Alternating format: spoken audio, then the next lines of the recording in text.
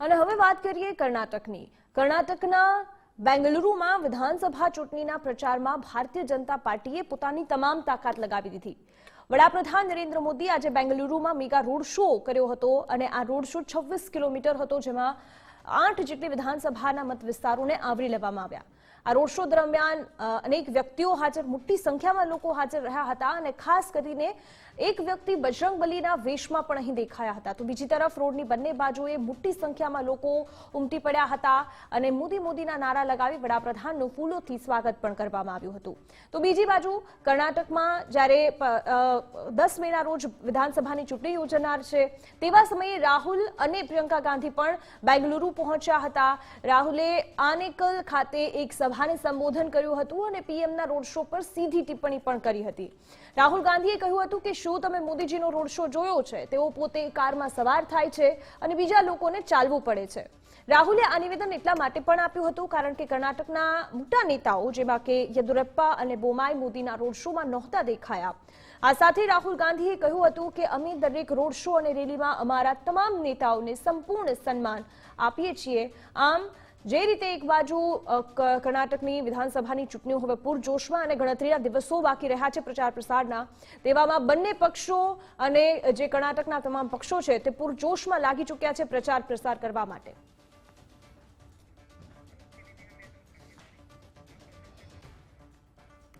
અને કર્ણાટકની પરિસ્થિતિ જાણવા માટે આપણી સાથે રાજકીય વિશ્લેષક પ્રશાંતભાઈ ગઢવી જોડાઈ ગયા છે. પ્રશાંતભાઈ, આપનું સ્વાગત છે ગુજરાત ફર્સ્ટમાં. પ્રશાંતભાઈ, વડાપ્રધાનનો આજનો રોડ શો કઈ રીતે જોઈ શકાય? કારણ કે છેલ્લે ગુજરાતની વિધાનસભામાં પણ આપણે આ જ પ્રકારનો ભવ્યાતિ ભવ્ય રોડ શો જોયો હતો. કદાચ આટલા જ કિલોમીટર લાંબો પણ હતો. 8 વિધાનસભાઓને આવરી લેવાયા છે. તો શું કર્ણાટકમાં જે એક્ઝિટ પોલના આંકડાઓ અત્યારે બતાવી રહ્યા છે કે કોંગ્રેસ જીતશે, તો શું વડાપ્રધાનનો આ રોડ શો ભાજપને ફાયદો કરાવી શકે? જે રાજ્યોમાં ચૂંટણી હોય ત્યાં વડાપ્રધાનનો રોડ શો એ હવે બહુ એક સહજ થઈ ગયું છે. અને ખાસ કરીને એટલા માટે કે બધા જ રાજ્યોમાં એન્ટી ઇન્કમ્બન્સી ફેક્ટરને ખાળવા માટે મોદી પોતાના ચહેરાઓને આગળ કરવા માંગે છે. તમે જુઓ, આખું કર્ણાટકના ઇલેક્શનની ટોટલ બાગડોર હવે એમણે એમના હાથમાં લઈ લીધી છે. કર્ણાટકમાં લેવી તો બહુ જરૂરી એટલા માટે હતી કે એમની મજબૂરી હતી. કર્ણાટકમાં જે રીતે પે સીએમ કહેવાયું, 40% સરકાર એટલે કમિશન, એટલે કે યેદુરપ્પા અને બોમ્મઈ બે ફેસ અત્યારે પ્રજાની વચ્ચે જઈ શકે એવી પરિસ્થિતિમાં નથી. અને આના જ કારણે જેટલા પણ એક્ઝિટ પોલ કે ઓપિનિયન પોલ આવે છે એવું બતાવે છે સ્પષ્ટપણે કે ત્યાં કોંગ્રેસી સરકાર બને છે. આવી પરિસ્થિતિમાં આ પરિસ્થિતિને કંટ્રોલ કરવા માટે મોદી અને અમિત શાહે આખી બાજી હાથમાં લીધી. હવે રોડ શો એટલા માટે તમે જુઓ, આખું આ બેંગ્લોર સિટીનો રોડ શો છે. 8 આ, બીજી 12 ગઈકાલે અને હજી પણ 8ની બીજો એક રોડ શો, એટલે ટોટલ 28 થી 30 પ્યોર અર્બન વિસ્તાર બેંગ્લોરનો જે છે એવો છે કે જ્યાં એ કસમેકસ વાળો કહી શકાય, જે ગમે ત્યારે સ્વિંગ મારી શકે. એટલે જો આ 28 સીટની કંઈક સફળતા મળે, કારણ કે આ 28 માંથી ગઈ વખતે ભાજપને 16 જ સીટ મળી છે. ભલે પરિસ્થિતિ સારી હતી એ વખતે એમની, તેમ છતાં 16 સીટ મળી છે. તો અત્યારે 28 માંથી મેક્સિમમ કેટલી કેપ્ચર કરી શકાય એના માટેના રોડ શો છે. મને આખા કર્ણાટકના ઇલેક્શનમાં કોંગ્રેસની દાતારી અને દિલદારી ઉપર હસવું પણ આવે છે અને એમનું અભિનંદન પણ પાઠવું છું કે જે ભાજપ મુદ્દા શોધવા માટે તરફડિયા મારતી હતી, કોંગ્રેસને પહેલા દિવસથી એક્ઝિટ પોલ એમના ફેવરમાં બતાવતા હતા, ત્યાં એક સેલ્ફ ગોલ બજરંગબલીના નામનો કરી નાખ્યો. બાકી ભાજપ પાસે મુદ્દા જ નહોતા, કારણ કે ભ્રષ્ટાચાર સૌથી મોટો મુદ્દો જે ભાજપ વિરુદ્ધ જતો હતો. એના હિસાબે કોંગ્રેસ કંઈક આગળ વધી રહી હતી. બહુ જ સરસ એમના બધાના બંને કેમ્પેનિંગ બહુ સરસ જઈ રહ્યા હતા. એમાં અચાનકથી તે દિવસે આમણે આવી અને જાહેરાત કરી અને પીએફઆઈ સાથે સરખાયું. સૌથી મોટી ભૂલ એ છે કે પીએફઆઈ સાથે કમ્પેર કર્યું. આપણે એમ નથી કહેતા કે એમને જે કરવું એ કરે, પણ પીએફઆઈ સાથે સરખાઈ અને સીધું જ બજરંગ દળ ઉપર એમણે એટેક કર્યો અને ભારતીય જનતા પાર્ટી આખા કેમ્પેનિંગને બજરંગ બલી ઉપર લઈ ગયા. હવે ભાજપ જે મુદ્દા શોધતું હતું, દર વખત આપણને ખબર છે કે કોઈ પણ રાજ્યમાં ચૂંટણી હોય એ છેલ્લે તો હિન્દુ મુસ્લિમ પર કેવી રીતે લઈ જવી એ રસ્તો શોધતા હોય. એમાં રસ્તો એમને મળી ગયો. યુપીમાં આપણે શું જોયું? અલી વર્સિસ બજરંગબલી જોયું. વેસ્ટ બંગાળની અંદર તમે જો તો મમતા બેનર્જીને સ્ટેજ ઉપર શિવ મહિમન સ્તોત્રમ વાંચવા પર મજબૂર કરી નાખ્યા. એટલે ક્યાંક તો આ વસ્તુ આવવાની હતી જે ખરેખર મળતી નહોતી અને એમાં મોકો મળી ગયો. હવે બજરંગબલી ફેક્ટર કેટલું ચાલે છે એ તો હવે આગામી પરિણામ 13 તારીખે બતાવે, પણ તો બી એક ઇમોશનલ ફેક્ટર અડી ગયું બજરંગબલી વાળું. અને તમે જો બધા નારા, બધા રોડ શો, બધા જ સ્ટેજના ભાષણોમાં બજરંગબલીથી શરૂઆત થવા માંડી, જય બજરંગબલી. સામે કોંગ્રેસે પાછું કીધું બી ખરું, અમે તો એમના મંદિરો બનાવીશું. એટલે હવે જે કંઈ આપણું ચાલતું હોય, ઓવરઓલ અત્યારે પરિસ્થિતિ એવી છે કે જેમ 2018માં રાજસ્થાન, મધ્યપ્રદેશ અને છત્તીસગઢમાં જે નારો લાગ્યો એ મેં ત્યાંના સ્થાનિકો પાસે સાંભળ્યો હતો કે મોદી સે કોઈ બેર નહીં પર યહાં કે લોગો કી કોઈ ખેર નહીં. એટલે ત્યાંના સ્થાનિક નેતાઓની વિરુદ્ધમાં લોકો ભડક્યા છે. બંને સરકાર, કારણ કે 2013માં જ્યારે મોદી સાહેબ સીએમ હતા અને કર્ણાટકની ચૂંટણીમાં એકવાર પ્રચાર કર્યો હતો ત્યારે એમણે 10%ની સરકાર એવો નારો આપ્યો હતો કે કર્ણાટકની સરકાર 10%ની છે. એટલે 10%ની સરકારની સામે આ વખતે કોંગ્રેસ 40%ની સરકાર લાવી. એટલે 40% કમિશન સરકારમાં આપવું પડે છે અને એવું કોઈ આમાં આ ઉડતી વાતો છે જ નહીં. ત્યાંનું કોન્ટ્રાક્ટર એસોસિએશન ઓફ ઇન્ડિયા એ લોકોએ પીએમઓને લેખિતમાં રજૂઆત કરીને આપી છે કે 40% સુધીના કમિશન આપવા પડે તો આમાં અમારી કમાણી રહેતી નથી. અને 40% આપ્યા પછી બી સ્થાનિકોની તકલીફ તો એટલી ઊભી રહે છે ઉઘરાણી કરવા માટે, રેડ પાડવા માટે. એટલે અમારે આ ધંધો કરવો નથી. એટલે કોન્ટ્રાક્ટરો કોઈ રેડી નથી થતા. તો ઓવરઓલ કર્ણાટકનું ઇલેક્શન બહુ જ ધીરે એટલે એટલું આમ મજેદાર ટ્વિસ્ટ લેતું હતું. એમાં નવો ટ્વિસ્ટ આ બજરંગબલીનો આવ્યો છે. હવે આ બજરંગબલી અત્યારે આપણે એ પણ જોયું કે બજરંગ દળ અલગ અલગ વિસ્તારોમાં વિરોધ પણ કરી રહી છે. એ આખા આપણે દેશભરમાં પણ જોયું. પણ શું આ બજરંગ દળ બાદ નીકળેલું બજરંગબલીનો નારો કર્ણાટકમાં ભાજપને ફાયદો કરાવી શકે અને કોંગ્રેસને નુકસાન કરાવી શકે ખરા? કારણ કે કોંગ્રેસ થોડી મજબૂત સ્થિતિમાં દેખાઈ રહી છે, તો એમના માટે આ નુકસાનદાયક ખરા? દિવ્યા, આખા ઇન્ડિયામાં સૌથી હાઈએસ્ટ લિટરેસી રેટ સારામાં સારો સાઉથમાં છે. કેરેલા, કર્ણાટક, ચેન્નઈ એટલે તમિલનાડુ. એ લોકો છે ને એ બહુ ત્યાંની ભણેલી પ્રજા જે છે ને એ વોટિંગ કાયદેસર મુદ્દા આધારિત કરે છે. હવે તમે સમજો બેંગ્લોરના રોડ શો બેંગ્લોર અર્બનમાં થાય છે. ખરેખર બેંગ્લોર કોર્પોરેશનમાં સરકાર જ નથી અત્યારે. એ એકદમ રામ ભરોસે સરકાર ચાલે છે કારણ કે કોર્પોરેશનનું ઇલેક્શન 3 વર્ષથી થયું નથી ત્યાં. 3 વર્ષથી. એટલે અત્યારે જે બેંગ્લોરની પ્રજા રોડ શો જોઈ રહી છે એ ત્યાં મેયર નથી જોઈ રહી. તો જો 3 વર્ષથી તમે મેયર ના આપી શકો, સરકાર ક્યાંક ફસાશે એવી એના પહેલા એટલે હવે ઇલેક્શન કમિશન ઉપર ક્યાંક ને ક્યાંક સીધો આ આક્ષેપ થઈ રહ્યો છે કે 3 વર્ષ સુધી શું કર્યું ઇલેક્શન કમિશને, કેમ આપણે ઇલેક્શન નથી આપ્યું નગર નિગમનું હજી સુધી. તો આ પરિસ્થિતિમાં આપણે બધા એવું વિચારી શકીએ કે ત્યાંની પ્રજા બજરંગબલી કે હિન્દુ મુસ્લિમ આધારિત વોટિંગ કરે. અને એમાં બી હિન્દુ મુસ્લિમ જો વોટિંગની વાત હોય તો ભાજપે પહેલો જ ચાપકો શું માર્યો? 4% મુસ્લિમ આરક્ષણ અમે રદ કરી નાખીશું. હવે વોકાલિંગા, લિંગાયત સમાજ અને બીજો કુર્મી સમાજ, આ 3ના ભેગા થઈને 38% વોટ એવા છે કે જે બધાને દાબી દે છે અને એ જ્યાં ઈચ્છે એની સરકાર બને છે. એ બધા આજે એવું કીધું આ વખતે. દર વખતે ત્યાં બીજો એક નવો ટ્વિસ્ટ મેં ગઈકાલે પાછો જોયો.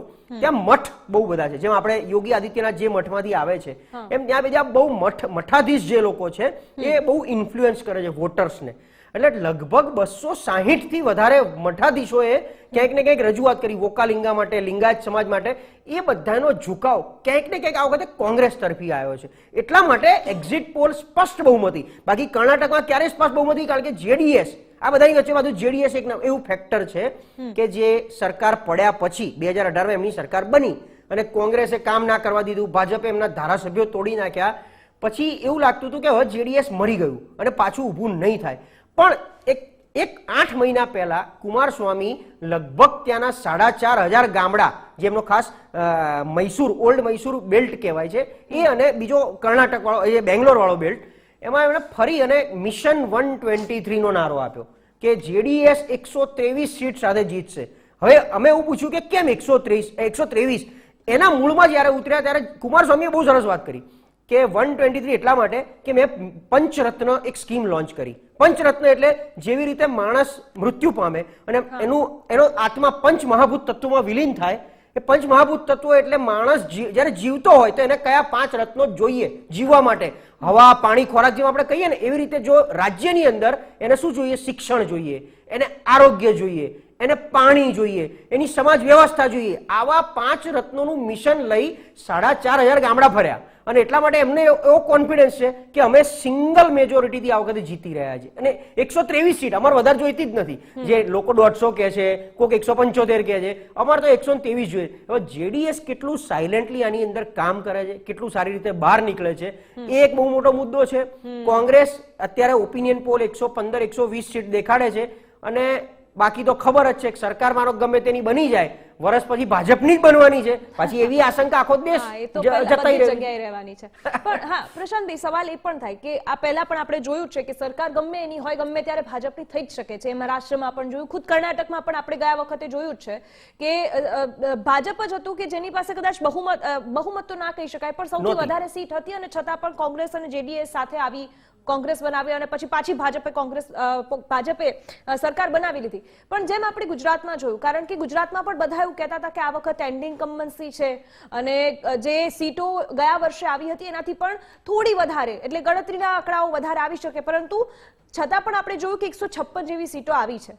અને આ પરિસ્થિતિ એ આપણે કોઈ કદાચ કલ્પના નહોતી કરી પણ આવી હતી. તો શું આવા પરિણામો પણ અણધાર્યા પરિણામો પણ કર્ણાટકમાં આવી શકે? એટલે ભાજપની રણનીતિને સમજો કે ફેસની એન્ટી ઇન્કમ્બન્સી દૂર કરે છે, પાર્ટીની નહીં. એટલે જેમ યદુરપ્પા ઉપર ભ્રષ્ટાચારનો આક્ષેપ, અને જો તમને ખ્યાલ હોય ને તો બહુ પહેલા એક વિડીયો ફરતો જેમાં અમિત શાહ ભૂલથી બાય મિસ્ટેક બોલી ગયા હતા કે યદુરપ્પા કી ભ્રષ્ટ સરકાર, એક પ્રેસ કોન્ફરન્સમાં બોલી ગયા હતા. એ સ્લીપ ઓફ ટંગ હતું એમના માટે. એટલે યદુરપ્પા એનું એટલું બધું વધી ગયું એટલે એમને ઉઠાઈ અને બોમ્બઈને સીએમ બનાયા.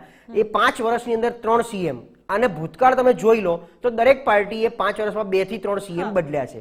તો સીએમ જ્યારે બદલાય એટલે ફેસ બદલાઈ જાય. નવો ફેસ બોમ્બઈનો છે, પણ બોમ્બઈનો ફેસ બી એટલો બધો કામ ન કરી શક્યો, એટલા માટે નરેન્દ્ર મોદીએ એમનો પોતાનો ચહેરો આખા ઇલેક્શનમાં મૂક્યો. હવે આ ફેસની એન્ટી ઇન્કમ્બન્સી ત્યાંની જનતા મોદીના ચહેરા ઉપર વોટ આપવા માંગે છે, તો પાછો કોઈ નવો જ ચહેરો સીએમ તરીકે ઉભરી આવે. પણ હું એવું નથી માનતો કે પરિણામ એટલું બધું ટ્વિસ્ટ થઈ જાય. જે ભાજપ અત્યારે કદાચ 65 થી 70 સીટો સુધી ઓપિનિયન પોલમાં આવે છે, એ સિંગલ મેજોરિટીથી 112 ને આંકડો મેજિક ફિગર ક્રોસ કરે એવી આશંકા અત્યારે મને બહુ દૂર દૂર સુધી દેખાતી નથી. જેડીએસ ફેક્ટર અગેન કિંગ મેકરની ભૂમિકામાં જો રહે, કારણ કે જેડીએસ એવું ક્લેમ કરે છે આજ સુધી જેડીએસને 50 થી વધારે સીટ મળી નથી. હવે જો આ મિશન ચાલે છે કાં તો નીચે ઉતરે છે. જો જેડીએસ એની રેગ્યુલર 40 સીટ કરતા વધારે સીટો મેળવે તો એટલી કોંગ્રેસની બી તૂટવાની છે, એટલી ભારતીય જનતા પાર્ટીની બી તૂટવાની છે. તો અગેન હંગ એસેમ્બલી જો બનાવવાની આવે તો આપણે શું લાગે છે કે જેડીએસ ભાજપ સાથે બેસે? કારણ કે ઓલરેડી ગઈ વખતે કોંગ્રેસ સાથે બેસી અને જેડીએસે ભૂલ બી કરી, પાછો પસ્તાવો પણ થયો. એ કોંગ્રેસે સરકાર પર ના ચાલવા દીધી, આ ભાજપે જેડીએસના જ કેટલાય ધારાસભ્યો તોડી નાખ્યા. એટલે આગળ સમય બતાવશે, પણ મને એવું લાગે છે કે બજરંગબલી વાળું ફેક્ટર કંઈક 1-2% વોટ શેરમાં વધારો કરી આપે ભાજપને. સીટોમાં વધારો કેટલો થશે કેવું બહુ મુશ્કેલ છે, પણ 3 ડિજિટ સુધી ભાજપ અત્યારે ક્યાંય પહોંચતું નથી એવું સ્પષ્ટ દેખાય. ઓકે, હવે આપણે રાહુલ ગાંધીની પણ વાત કરીએ. આજે એમણે એવું પણ કહ્યું છે કે વડાપ્રધાન તો ગાડીમાં રેલીઓ કરે છે, અમે તો આવી રીતે લોકો સાથે જઈએ છીએ, અને તેમણે આજે બાઇક પર પણ ગયા હતા, ડિલિવરી બોયના બાઇક પર. આ સાથે કર્ણાટકમાં જ્યારે આપણે ભારત જોડો યાત્રાની પણ વાત કરી લઈએ, રાહુલ ગાંધી જ્યારે અલગ અલગ વિસ્તારોમાં પણ ગયા હતા, તો શું તેની અસર પણ થઈ શકે? અને જે એક કહેવાય રહ્યું છે કે રાહુલ ગાંધી થોડા મજબૂત થયા છે, તો શું એમાં કઈ તથ્યતા ખરી? જો ભારત જોડો યાત્રા પછી આ પહેલું ઇલેક્શન છે કોઈ રાજ્યનું, એટલે બહુ મોટો લિટમસ ટેસ્ટ છે, અને ખાસ કરીને સાઉથમાં. હવે સાઉથ એ કર્ણાટક સાઉથની એન્ટ્રી કહેવાય છે, એનો એન્ટ્રી ગેટ છે, અને રાહુલ ગાંધીએ એની યાત્રા સાઉથથી ચાલુ કરી અને ઉપર સુધી ગયા. એક ઇમેજ બદલી અને કર્ણાટકમાં સૌથી વધુ પ્રતિસાદ મળ્યો. એના 2-3 કારણ છે. મલ્લિકાર્જુન ખડગે કર્ણાટકથી આવે છે, ત્યાં રાષ્ટ્રીય અધ્યક્ષ છે. આ પરિણામ જો ખરેખર કોંગ્રેસ ફેવરમાં આવે અને એ ભારત જોડોની સફળતા દેખાઈ આવે તો મને લાગે છે આગામી સમયમાં આ રાહુલ ગાંધીની ઇમેજ કાયદેસર બદલાઈ છે અને ભારત જોડો એને સફળતા આપી છે એવું પ્રસ્થાપિત થઈ શકશે. એની સાથે બીજું એક ફેક્ટર જો તો પ્રિયંકા ગાંધી બહુ જ એગ્રેસિવ જઈ રહ્યા છે, જે યુપીમાં નહોતા, ગુજરાતમાં પણ કોઈ આવ્યું જ નહોતું, ઉત્તરાખંડમાં નહોતા, ઇવન હિમાચલ પ્રદેશમાં બી નહોતા, ભલે સરકાર બની. પ્રિયંકા ગાંધી હવે એનો એક બહુ સરસ નારો એને આપે એક જગ્યાએ વાંચ્યું હોય તો ચિકમંગલુરમાં એમણે એમની સભા કરી. એટલે જ્યારે ઇમરજન્સી હતી, ઇન્દિરા ગાંધી ઇમરજન્સી લાદી અને જે ભૂંડાઈથી હાર્યા, એ પછી જે કમબેક કરવાનું હતું ત્યારે ચિકમંગલુરથી લડ્યા હતા સંસદ. અને ત્યારે એવું એક નારો આવ્યો હતો જે કદાચ આપણી કોઈ આ પેઢીમાં નહીં સાંભળ્યો હોય, એક શેરની 100 લંગુર, ચિકમંગલુર ચિકમંગલુર. અને ત્યાંથી સંસદ લડ્યા અને બહુ જ સારી રીતે જીત્યા અને પ્રધાનમંત્રી, એટલે કમબેક થયું હતું એમનું, રીબેક થયું હતું. તો એ જ રીતે પ્રિયંકા ગાંધીએ ચિકમંગલુરમાં આજ સભા કરી અને ત્યાંની જનતા સાથે સીધો ગરોબો કરવાનો પ્રયત્ન કર્યો. જો કર્ણાટકમાં ખરેખર કોંગ્રેસની સરકાર બને છે તો આપણે એવું માનવાનું કે ભારત જોડો યાત્રા સફળ જઈ રહી છે, અને આગામી સમયમાં રાજસ્થાન, મધ્યપ્રદેશ, છત્તીસગઢ હજી ઇલેક્શન આવી રહ્યા છે, અને ત્યાં બધે પાછી એમની જ સરકાર છે મધ્યપ્રદેશ સિવાય. તો આ એક કમબેક સારો થઈ રહ્યો છે. આને લઈને વાતચીત કરી એમણે કે હવે મોદી સાહેબનો પ્રોટોકોલ છે, પ્રધાનમંત્રી બી છે અને એ પહેલેથી ભાજપ એટલે મોદી, મોદી એટલે ભાજપ, એ બીજા કોઈની સાથે રાખતા નથી. તો એ ગુજરાતમાં તો ઘણી બધી જગ્યાએ આપણા મુખ્યમંત્રી એમની સાથે રોડ શોમાં હતા. હવે ત્યાં તો બોમ્મઈ અને યેદુરપ્પા, હવે બે સિનિયર વ્યક્તિ એવા છે કે જેમણે ઓલરેડી નારાજગી ખૂબ દર્શાવી દીધી છે. એ લોકોની ટિકિટે મળી નથી. એમની પોતાની એટલે પેલા બીજે ક્યાંકથી લડી રહ્યા છે, યેદુરપ્પા લડી નથી રહ્યા. તો ક્યાંક સિનિયર નેતાઓની નારાજગી જ ભાજપને નડી રહી છે. એ નડવાની હતી એટલા માટે જ મોદીએ પાછું બધું ટેક ઓવર કરેલું છે. તો આ બધું ભેગું થઈ અને અત્યારે એટલા માટે તો કહું છું કે ભાજપ પાસે મુદ્દા જ નહોતા. સભામાં શું બોલવું, જનતાની વચ્ચે શું લઈને જવું, મુદ્દા જ નહોતા. એમાં કોંગ્રેસે એમને બજરંગબલીનો મુદ્દો આપ્યો છે. એટલા માટે હવે થોડી વાળો મુદ્દો પણ આપી દીધો હતો, 20 કન્યા વાળો બી એક મુદ્દો વચ્ચે આવી ગયો. એટલે આ બધું મને આમાં મેં કીધું કે ઇલેક્શનના મુદ્દા લોકો દૂર રાખે છે. ભાજપ આજ માંગી રહ્યું હતું કે ભાઈ અમને કંઈક મુદ્દો મળી જાય તો અમે એની ઉપર ચડી બેસીએ અને એમણે આ કર્યું છે અત્યારે. ઓકે, હવે આ કર્ણાટકની વિધાનસભાની ચૂંટણીને ઘણી વખત એવું પણ કહેવાય છે કે 2024 માટે પણ એક બસ અરીસો જ છે કે આ પ્રકારનું પરિણામ હોઈ શકે અથવા તો થોડું ઘણું તેનાથી અસર થઈ શકે. એ મુદ્દે આપનું શું કહેવું છે અને 2024માં કઈ રીતે તેને અસર થઈ શકે? હું દિવ્યા એવું માનું છું 2024 માટે છે ને કંઈ પણ કહેવું બહુ જ અત્યારે અર્લી છે, બહુ પ્રી મેચ્યોર છે.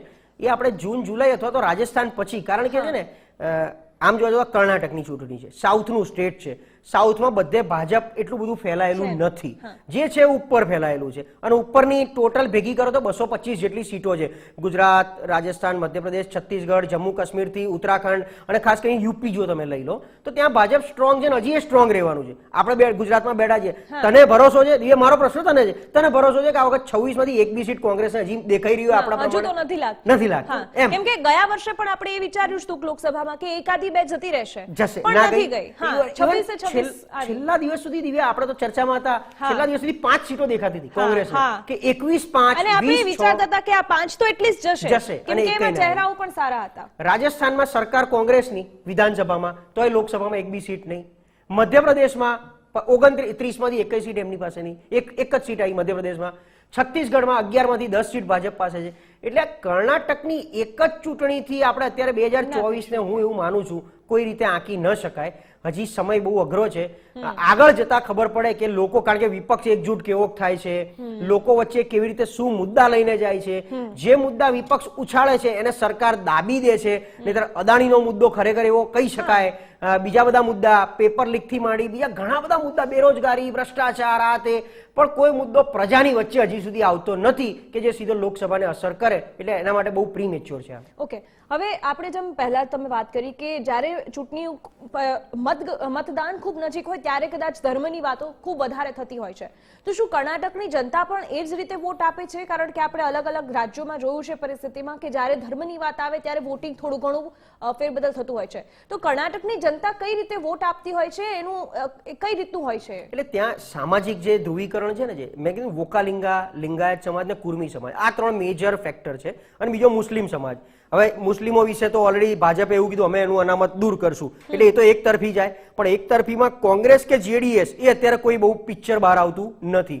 બાકી વોકાલિંગા સમાજ અને લિંગાયત એના બે મોટા નેતા આપણને ખબર છે. એટલે યેદુરપ્પા જે સમાજમાંથી આવે છે એમનું એવું કહેવું છે કે આ સમાજ અમારી જોડે છે, પણ ખુદ યેદુરપ્પાની વિલ નથી અત્યારે. એટલે તમે જો એ બહુ એક્ટિવ નથી. એમણે 75 સભા કમિટ કરી હતી, એટલે એનાઉન્સ કરી દીધી હતી કે હું 75 જેટલી રેલીને સભા કરીશ. એની જગ્યાએ ટોટલ આંકડો આજના દિવસમાં એમનો 25 બોલતો નથી. એટલે એ પોતે સાયલેન્ટ છે, નિષ્ક્રિય છે. ગલી મોહલ્લામાં ખાલી ચા નાસ્તાની મિટિંગ કરતા મેં એમને જોયા અત્યારે. તો જ્યાં સુધી આ સમાજ અને એ લોકો છે ને સામાજિક દ્રષ્ટિએ વોટિંગ કરે છે, એટલે અલી, બજરંગબલી કે આ ધ્રુવીકરણ, બીજું બધું એમનું હિન્દુ મુસ્લિમ વાળા ફેક્ટર પર કર્ણાટકની જનતા વોટ નથી કરતી. પણ આને આજે તમે જોયું કે કોઈક બજરંગબલીના વેશમાં દેખાયું તો શું એ એની ઈચ્છાથી બજરંગબલી બની અને કોંગ્રેસે અપમાન કર્યું એટલે હું બજરંગબલી બનું એવી રીતે આવ્યો હશે કે ભાજપે કોઈ તૈયાર કરીને મોકલ્યા હશે? એ પણ આપણે સમજીએ ને કે આ તો ભારતીય જનતા પાર્ટી પાસે તો બધી જ પ્રકારની મશીનરી છે, કોઈકને ઉભો કરતા ક્યાં વાર લાગે છે? એટલે એવો રીતે પણ કોઈ આવ્યું હોય અત્યારે ન કહી શકાય. પણ હું એવું સ્પષ્ટ માનું છું કર્ણાટકની જનતા હિન્દુ મુસ્લિમ આધારિત વોટિંગ નથી કરતી. હા, અને એ સારી પણ વાત છે કે એ આધાર પર વોટિંગ થવું પણ ન જોઈએ. જે ખરેખર મુદ્દાઓ છે મુદ્દાઓને આધાર પર જ વોટિંગ થવું જોઈએ. તો જ કદાચ આપણને આપણા એવા નેતા મળે કે જે આપણે ઈચ્છતા હોઈએ અને આપણા માટે કામ પણ કરે. પ્રશાંતભાઈ, આપ અમારી સાથે જોડાયા બદલ આપનો આભાર.